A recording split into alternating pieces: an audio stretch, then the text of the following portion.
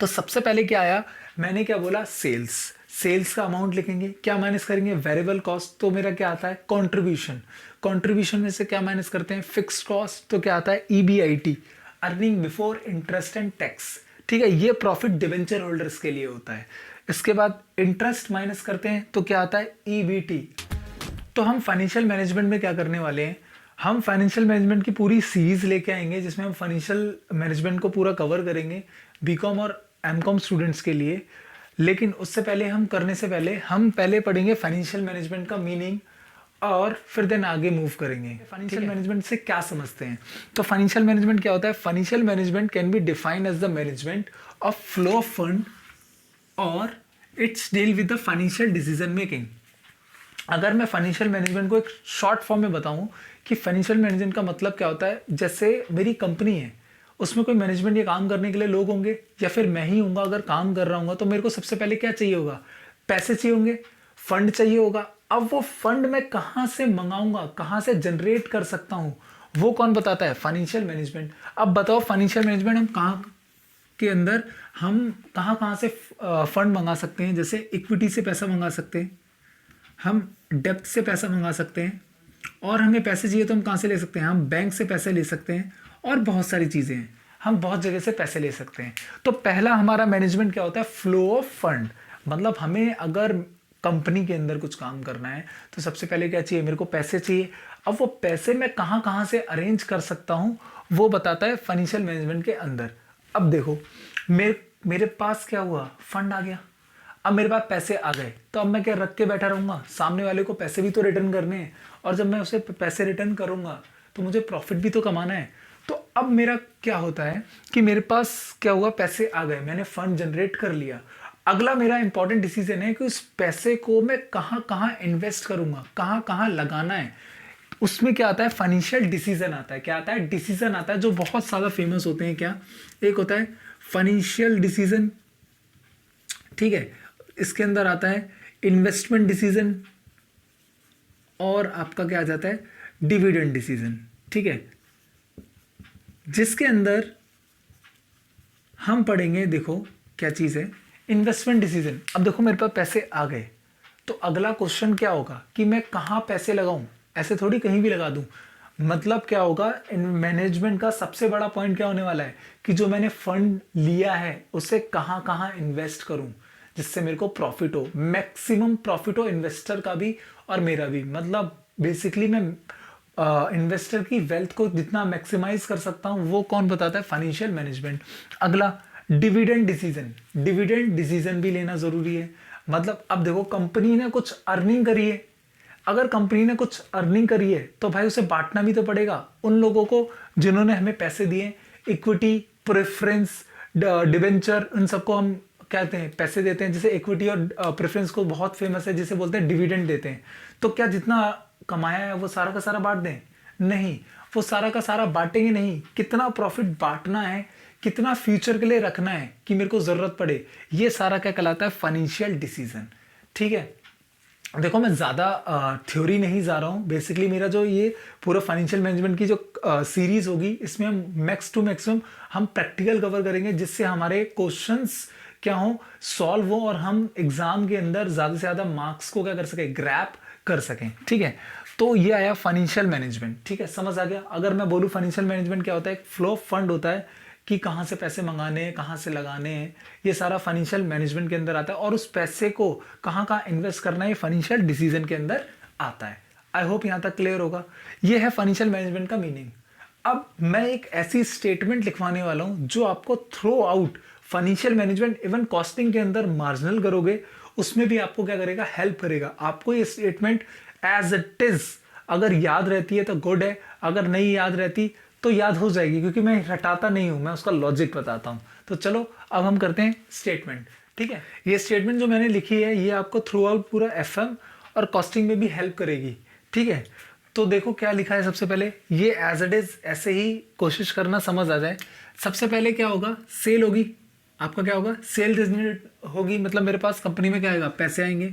अब जो पैसे आएंगे, ठीक है, ये वेरिएबल कॉस्ट, ये देखो ये जो स्टेटमेंट है ये पार्टिकुलरली किसी एक चैप्टर के लिए नहीं है एफएम के अंदर, ये सबके लिए है। एफएम में जितने भी चैप्टर हैं वो सबके लिए कॉमन है, ठीक है।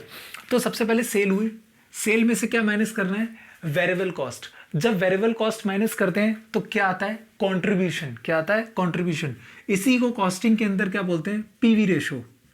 क्या बोलते हैं इसे, पीवी रेशो, कंट्रीब्यूशन अपॉन में सेल, कंट्रीब्यूशन अपॉन में सेल, ठीक है। कि कंट्रीब्यूशन कितना है और लास्ट में मेरा कितना आया, सेल कितना आया है, इसे क्या बोलते हैं, पीवी रेशो। तो देखो मैं अभी वो नहीं बता रहा हूँ, मैं नॉर्मली स्टेटमेंट समझा रहा हूँ। ये स्टेटमेंट आपको हर चीज समझने में क्या करेगा, हेल्प करने वाला है, ठीक है। सेल माइनस वेरिएबल कॉस्ट, क्या है मेरा, कंट्रीब्यूशन।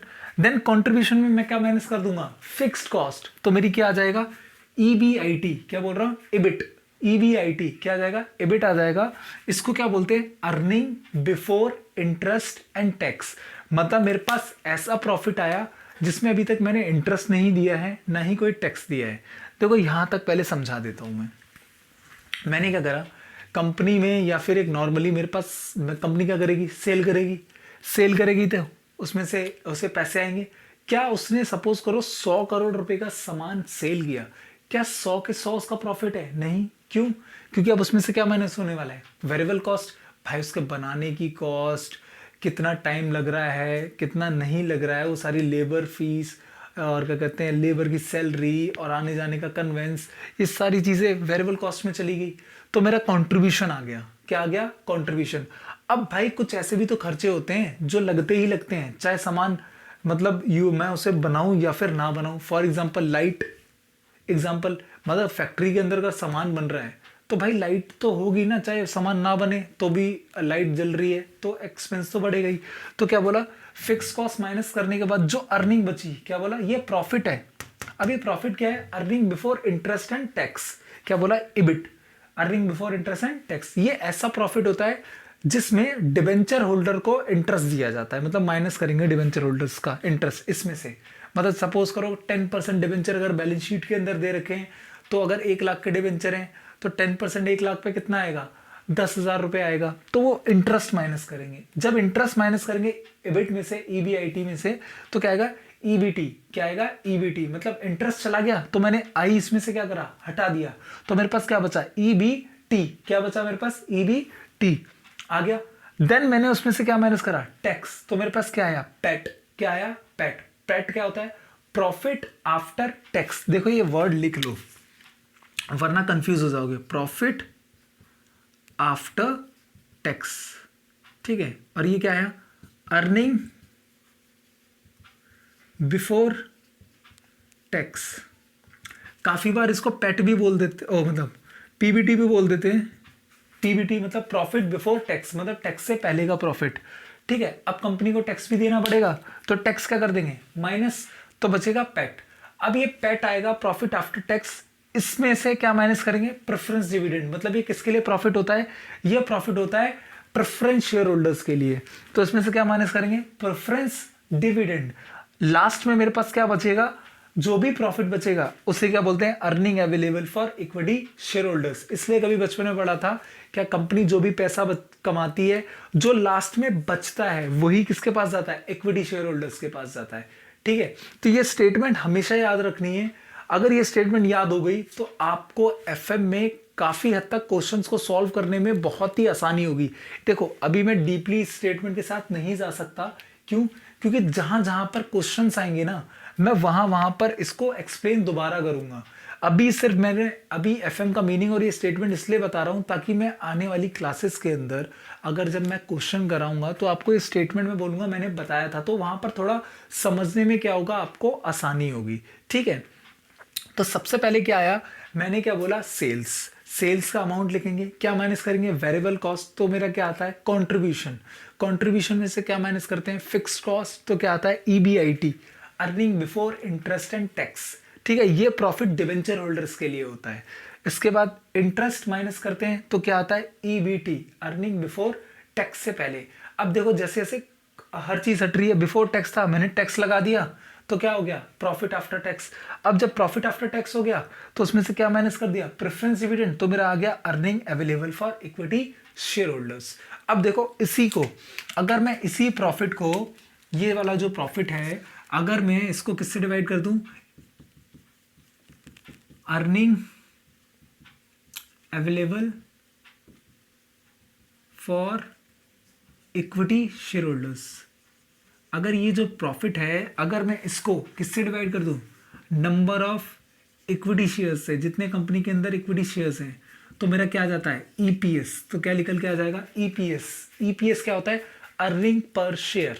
देखो अगर मैं इसके अंदर एंट्री करूंगा तो ये बहुत बड़ी स्टेटमेंट है समझाने में, इसलिए जैसे जैसे चैप्टर्स में आगे आगे बढ़ेंगे तो धीरे धीरे जहां जहां पर आएगा वो मैं आपको क्या करता रहूंगा, एक्सप्लेन करता रहूंगा। और आई होप एमकॉम स्टूडेंट्स ने ये बीकॉम में देखा होगा और बीकॉम वालों को ये पता होगा, क्योंकि ये क्लासेस पूरा है चला रहा हूँ जो बीकॉम के स्टूडेंट्स के लिए, जो हेल्प करेगी। ठीक है, यहाँ पे मैं डीपली नहीं, आपके एग्जाम के अंदर हमें मार्क्स कैसे स्कोर करने हैं ये हम इन क्लासेस के अंदर सीखेंगे कि क्वेश्चन कैसे ग्रैब करने हैं। ठीक है, आई होप यहाँ तक क्लियर होगा पूरा का पूरा।